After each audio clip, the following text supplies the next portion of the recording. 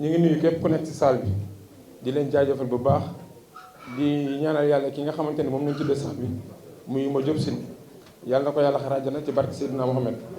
ndax Abdoulaye li nga def nii donc wane na ni yow nit koo xamante ni boo jàppee doo bàyyi. tout d'abord ma teewal fii ñi nga xamante ni mooy bépp ASC boo xamante ni dafa nekk fii à Thiès donc ma doon seen représentant di jël kàddu ci turu ASC yi donc ci geste bi nga xamante ni Abdoulaye mi ngi koy def tey fii à Thiès muy loo xamante ni bàyyiwul ba ñu jox ko ay ndombal tànk mu doon ko def ndax defoon na ko daaw ma ni ko lépp lay def lu baax mu jig la bu ko bàyyi dolli ko moo waral ren mu defaat jox ASC yëpp kon donc dañ koy ñaanalaat déwén yàlla na am ndombal tànk yu raw ndombal tànk yu moom donc yàlla mën na ko yàlla def et tout d'abord aussi ma teew fi président ASC zone 5B bi nga xamante ne Birane Sock moo ko jiite ci biir loolu ñun aussi tamit ñu war a préparer suñu final le 12 incha allah donc ci biir loolu tamit ñu ciy invité Abdoulaye pour sargal ko aussi tamit delloo ko njukkal ndax ku def lu baax aussi tamit da nga koy defal lu baax nit ku def lu baax aussi tamit jar naa jox ku def lu baax aussi tamit dal naa delloo njukkal donc di nuyu képp koo xamante ne yaa ngi ci salle bi di leen jaajëfal bu baax di wax ni Abdoulaye li nga def suñu xol sedd na ci donc di la wax ni Thiès képp mi ngi sa ginnaaw dinañ la taxawu tey suba ak gannaaw suba te ndombal tànk yi nekk ci yow aussi tamit yàlla bu mu doon say mu jël ndombal tànk yàlla na yàlla dolli la yeneen yu gën a kawe ñëw ci barke Seydina Mohamed ci barke Alxuraan jaa ngi merci beaucoup. Bonjour, je profite de cette occasion d'abord pour saluer M. Abdoulaye Dièye, saluer le représentant du ministre des Sports, le chef de cabinet du ministre des Sports. Je salue l'ensemble des présidents de zone ici présents, les présidents d'ASC ici présents, les délégués du mouvement Navétane et des autres invités. C'est avec un réel plaisir que je prends la parole au nom des présidents de zone pour donner notre participation d'abord en tant que vécu par rapport à ce qu'a fait M. Abdoulaye Dièye, mais également décliner la feuille de route du mouvement Navétane par rapport à ses actions sportives et sociales. M. Dièye, je crois que ce moment est solennel parce que c'est la énième fois qu'on se retrouve en des circonstances pour appuyer et aider les ASC, les zones, l'ODCAV et même peut-être l'OCAV. Mais aujourd'hui, c'est très symbolique parce que vous venez d'une consécration par rapport certainement à une résultante politique. Vous avez été élevé dans une direction que tous les Thiessois ont magnifiée et ça a été le plaisir de tout le monde. Et ça traduisait également votre engagement sur le plan sportif et sur le plan social à Thiès. Je suis très bien placé pour en parler. En d'autres circonstances, il y a une dizaine d'années, je l'ai dit devant vous, on se connaît bien, dans une autre cérémonie où il n'y avait pas un enjeu politique ni un enjeu économique, vous étiez déjà dans le social, dans un tout autre contexte. Donc 10 ans plus tard, quand je me retrouve devant un panel pareil, où M. Dièye donne vraiment des lots aussi importants aux 94 ASC, je dis que vraiment M. Dièye a atteint, en tout cas du point de vue de ce qu'il avait dit, les objectifs du moyen terme. Je vous dis, M. Dièye, nous sommes très satisfaits, nous autres présidents de zone. Tous mes pairs sont là, de la zone 1A dirigée par M. Diawara, en passant par la zone 2 de M. Birane Gueye ici présent, la zone 3A de M. Birania ici présent, la zone 4A que je dirige, la zone 4B de M. Papsar, la zone 5A de M. Saliou Diakhaté ici présent, la zone 5B de M. Birane Sock, toutes ces zones de Thiès, la zone, excusez-moi, 1B de M. Toumani Diallo ici présent, vraiment, toutes ces, et la zone 3B de M. Sonko, c'est la zone de Ersan, il est aussi ici présent. Je représente donc ces présidents qui ont été satisfaits autant que moi par rapport à ce que vous avez fait. Et vous nous enlevez vraiment une épine du pied, parce que nous savons tous que la vie des ASC est difficile, le financement est difficile. Notre rêve a toujours été de doter nos ASC de moyens. Comme vous êtes sur ce terrain, vraiment, vous nous enlevez une épine. Nous autres présidents, c'était l'occasion. Pas plus tard qu'il y a 48 heures, dans une discussion globale en réunion, les gens avaient pensé aller voir M. Dièye pour d'abord se satisfaire de tout ce qu'il a aujourd'hui, parce qu'il a été un partenaire, mais également de l'inviter aux différentes finales de zone qui vont se dérouler à partir de ce soir. Et tous les présidents de zone réunis ont estimé devoir vous inviter, ne serait-ce que pour magnifier ce que vous faites à Thiès et dans la jeunesse de Thiès depuis très longtemps. Et vraiment, recevez-la vraiment cette invitation publique des zones de la commune de Thiès qui sont déjà dans la feuille de route pour les finales et qui vous invitent à cette manifestation, ainsi que toutes vos délégations politiques. Et je crois que nous serons très satisfaits de vous compter parmi nous dans ces occasions-là pour les fêtes que nous allons organiser. Pour revenir maintenant au contenu même, parce que tout à l'heure peut-être le président de l'ODCAV prendra la parole, c'est la voix la mieux autorisée que la mienne, peut-être pour parler de tout ça, mais je ne pouvais pas ne pas le dire parce que je connaissais M. Dieye depuis très longtemps. Et on a partagé des espaces de débat, de discussion, des espaces qui ne sont pas ces types d'espaces. Mais quand je le retrouve aujourd'hui sur ce terrain politique, devant l'outil politique, en train de faire quelque chose de politique, je ne peux pas ne pas m'appesantir sur ça. Un grand penseur politique disait, Djibo Leyti Ka, nos cimetières politiques sont pleins d'hommes compétents, mais malgré tout le Sénégal est toujours dirigé. Et je crois que c'est une assertion qui a son sens aujourd'hui. Et vous êtes devant vous et devant votre avenir politique. Nous souhaitons que cet avenir soit balisé, que les dieux soient avec vous par rapport à ce terrain politique, puisque quand vous réussirez, nos autres ASC sportifs sentiront cette réussite. Je vous remercie, monsieur. Assalamu alaikum wa Thiès. Je suis mon frère Cheikh Abdoulaye Dieye, directeur général AIGD. Je suis aussi mon même frère, Cheikh Diallo, chef de cabinet du ministre des Sports. De nous, pour les présidents de zone, pour les présidents d'ASC, acteurs sportifs, avec toute l'équipe de Sigi Lieutenant, il y a quand même des livres pour amener dans nos poids. Il va faire des un niveau doucement de président de Thiès empêché. Donc, pour répondre à l'invitation du président Abdoulaye ak équipe bi ñoo ci invité pour sargal li nga xamante ni yàgg na lu ko def parce que je crois que je suis le mieux placé ci nekk fii parce que zone bii mu teg yàlla dafa def ma nekk seen président te lii bu koy def xëy na mën na am aspect politique waaye politique taxul parce que kii wax na ko Masseer wax na ko sànq damay fàttaliku 2016 di élection législative yi jeexee une semaine après Abdoulaye Dieye woo ma dama bëgg ASC bu nekk ci zone bi ngay jox ma couleur ma may leen ay équipement sportif ak enveloppe financière pour ñu préparer nawetaan yi bu ma ko woon def nag ci biir campagne bi ñu yaakaar ni politique moo tax ndemte man duma candidat te dafa am fu ma bokk moo tax ma bàyyi ba lépp jeex boobu nawetaan jotagul kooku nag buy wax social loolu mooy social buy def te ngi si taxul loolu mooy def te ngi si taxul donc je suis le mieux placé parce que sama zone la koy yëkk a defal tey ñu law 11 ASC la amoon am 10 ASC ba tey ñu nekk 94 ASC dans la commune kooku bu ko defee tey def na lu ko war mais def na loo xamante ni social kese moo tax a jóg donc tey at bu jot sama zone dafay bénéficier loolu donc tey bu ñëwee 9 zones dans la commune 94 ASC ñëpp mën a bénéficier wu ci loolu dañ koy sant monsieur le président di wax ni du ndomba tànk yi nga am tey moo tax di am parce que bu ndomba tànk yi ñëw woon danga koy def amoon ndomba tànk donc c'est ça la réalité di la ci félicité di la ñaanal parce que xam ne ci kanam rek la jëm tey ku nekk kuy politique ak ku politiqueul ku bokk ci fi nga nekk ak ku ci bokkul mën na laa seedeel ak yiw ci yow mën na sayde yaru mën na sa nit am de social kuy dimbale jigéen ñi kuy dimbale xale yi kuy dimbale sport te xaaroo ci dara donc boo amee lu ëpp loolu wala boo amee lu ëpp loolu delloowaat ko ñi nga xamante ni ñoom ñoo lay tax di sonn donc dama mësa toog ak yow nga wax ma man bu may yëngatu politique social moo tax yëngatu ma ci politique pour ndomba tànk social moo tax la yëngatu politique te loolu yaakaar naa ni di nga ci ku la ci xam ko ba tey ci loolu lay gis donc di wax ni président Ousmane Diop tey il est empêché parce que dafa nekk école ne ma naa fi teewal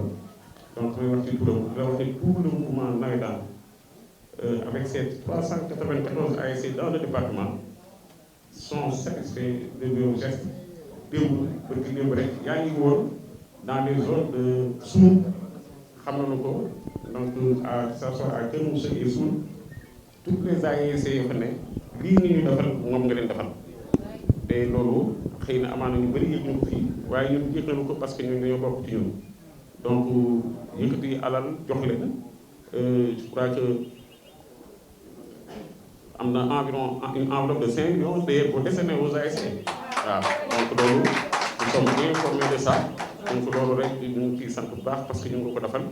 suñu njaboot moom koo ci defal rek yaakaar naa ni sama xamee ak yow dafa jóge ci final zonal bi am en 2016 entre Jalooré ak Bayal nga dëkk Bayal waa Bayal yëpp delloo la njukkal pare na leen seen final boobu par téléphone ñu passe ma la ñu waxante nga ne ma lan lay def ci final bi ma ne ko noonu li nga def Bayal rek doy na nga ne ma di final dafa metti il faut que ma dugg ci sama loxo wax ma loo bëgg ma ne ko loo def baax na nga insister ma ne booy naa la ak daaf je crois que il faisait un peu vers 16h à 20h dem si yàlla ma jóg si nii moom nga ma boole ma déplacé wu waa Bayal ñu ma fi nekkoon ma dem këram nga yëkkati une enveloppe substantielle jox ko ne ma moom laa participé pour la finale xeeb naa ko nag mais depuis loolu ba léegi lépp loo doon def da nga koy doubler chaque année loolu nag c'est occasion la encore ma magnifier ko fii mais aussi di ñaanal kooku nga xam ne moo nekkoon ci diggante bi muy ndem si yàlla ma jëm si yàlla xare ko àjjana. Merci beaucoup monsieur le président donc monsieur le ministre c'est une occasion pour le mouvement navétane de encore féliciter monsieur le ministre parce que lii bu amee yaakaar naa ñun nous les sportifs thiessois xam naa ni waxal monsieur le ministre que tous les sportifs thiessois taxaw nañ pour jàppale ko parce que sa réussite c'est la réussite du sport thiessois. Que ça soit muy le mouvement navétane que ça soit muy le civil que ça soit muy les citoyens fii amul kenn koo xamante ni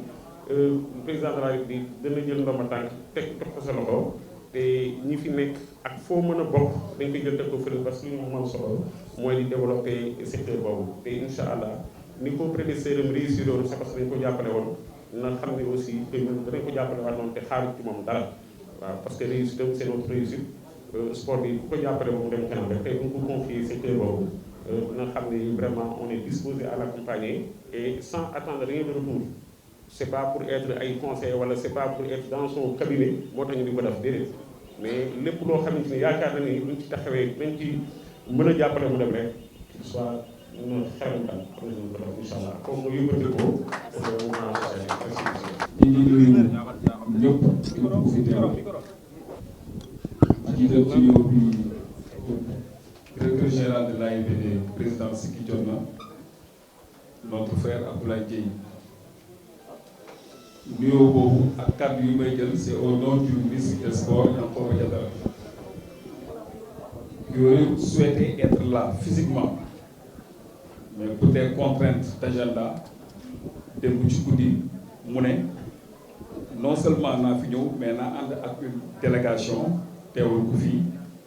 ñoom lancé na Mbodj Mandiaye ñoom Taha Soumaré Mahfou Faye était là ba ci Isaaxa pour ñëw teewal ko fii ci li ngay def puisque li ngay def nii rôle maire la donc nekk maire du siis bu ñu toog jikko la ak conviction ak engagement ñëpp xam nañu sa engagement ak sa détermination auprès des populations mais ñëpp également xam nañu sa engagement auprès du sport Massayer wax na ko léegi yaa ngi une évolution crescendo ci sa engagement yi ngay jël di ko sàmm auprès des populations te ñi xamoon ni lii rôle maire la il faut s'attendre à vivre le pire avec les maires ça fait presque 1 an gis ngeen dëkk bi la dem na cruise information yi ñu am fournisseurs yi n'ont pas confiance aux maires donc il faudrait que waa Thiès assure ses conséquences di ñaan ñëpp aussi koo xam ni loo nekk mu nekk ci comme li Abdoulaye Dieye def di la jàppale lu mu nekk ëllëg nag ci war a nekk jàppale ko ci loolu mooy ngor loolu mooy engagement puisque gis nañu donte nekkul maire bi mënd mi amee dem na sampaani dimbali population bi bërki dem dans la zone des Niayes Kër Mousse doléance bu yàgg mu dem résoudre ak lii tey il faudrait que nit ñi xàmmee effectivement ñiy maire ak ñi toog ci siis loolu moo tax le ministre des sports Yankhoba Diattara ne nañu fi ñëw parce que moom également engagement bi mu am en fait de population yow la gis nga am ko ba président de la République tànn leen yéen ñaar cëral leen biir Thiès loolu son excellence le président Macky Sall ñun la ko defal ñun ñëpp waa Thiès te xam nañu ne moom du surus ñun duñu surus moo tax le ministre des sports wax ma Diattara dafa bëgg AIBD ak ministère des sports signer un partenariat pour ngeen gën a jàppale population en matière de sport. maa ngi nuyu président d'ASC yi fi nekk yëpp di nuyu les militants et sympathisants de Siggi Jotna nuyu président zone yi wax ni aussi comme ni ko ministre bi doon defee toujours daaw mu def accompagner les zones dana jàppale zone 9 zones yi nekk en ville yëpp jàppale également ASC yi finaaw yëpp xam naa dans les prochaines 24 heures nañ leen wax fan la ak naka la et nous en informer Ablaye pour nga envoyer benn délégation donc ñu ngi sant ñëpp di gërëm ñëpp di souhaiter à toutes les équipes une excellente finale.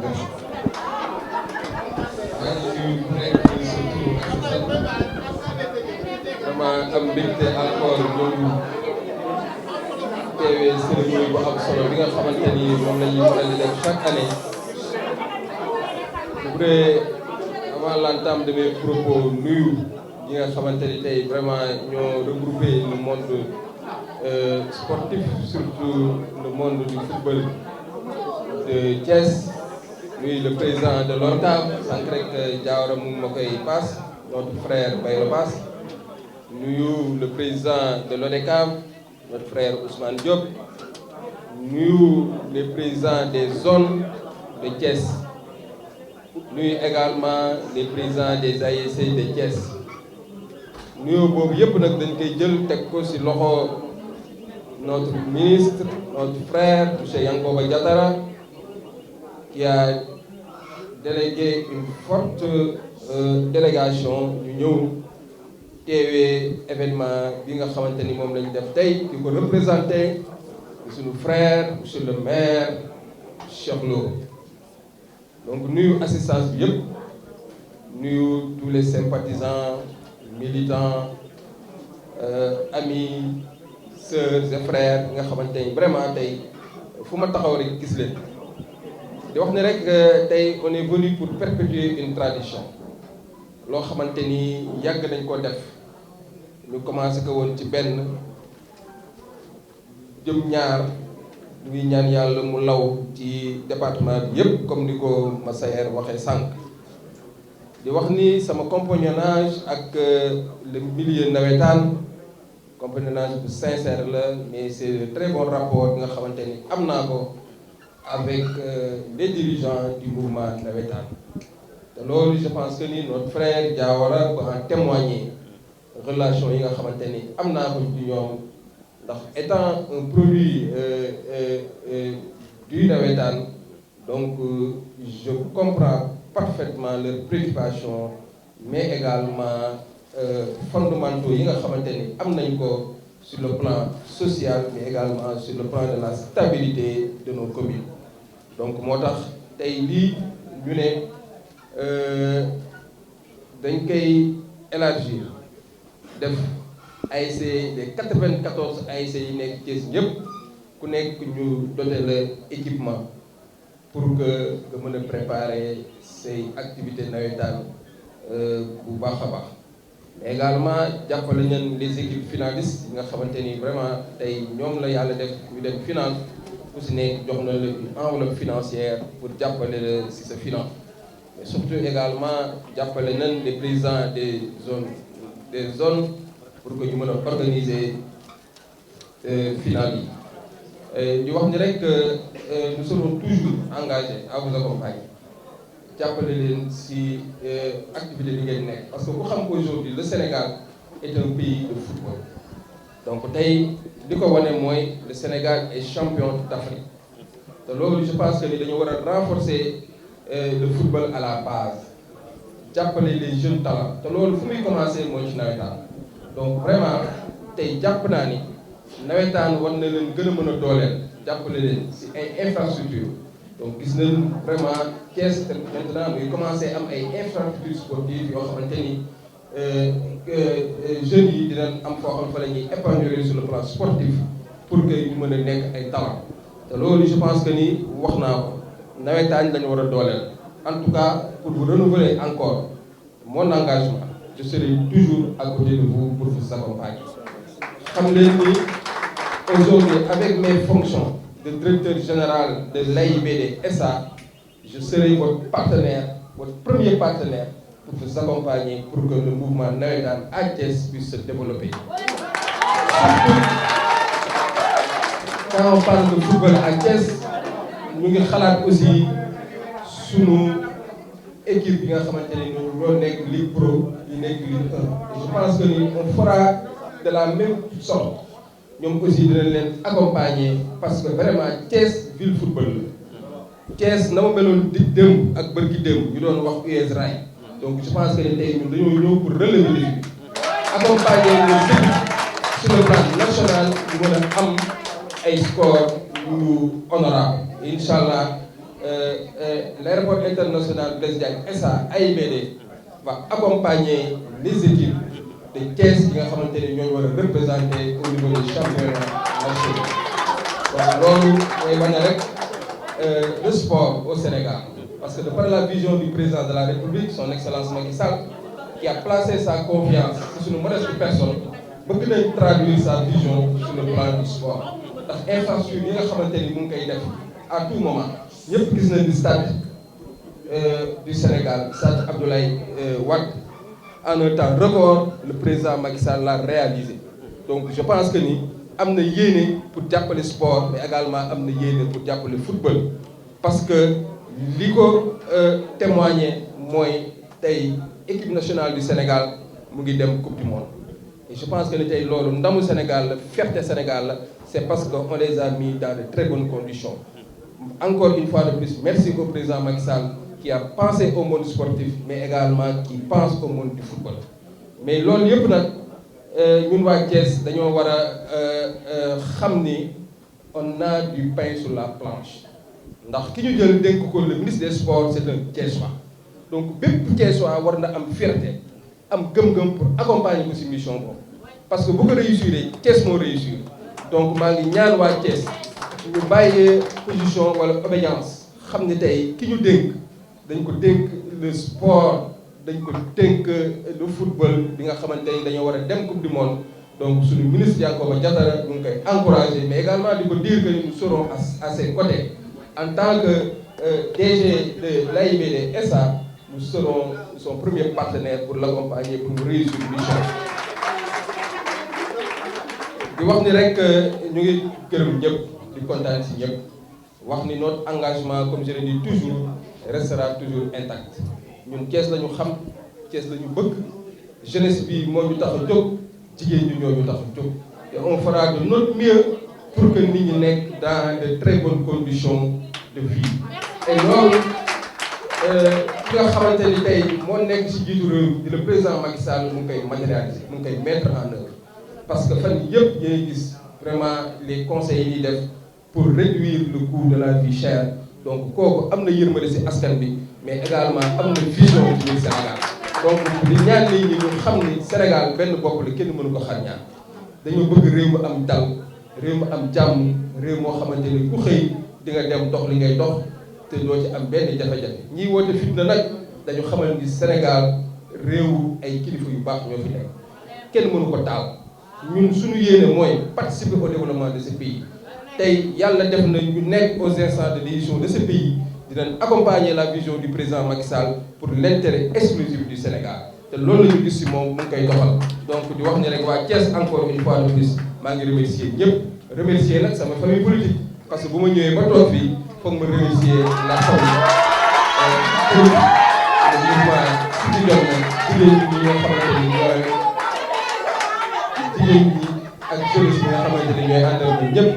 mais également la grande mouvance présidentielle parce que aujourd'hui Abdoulaye Dièye est devenu une réalité nationale pour accompagner la vision du président.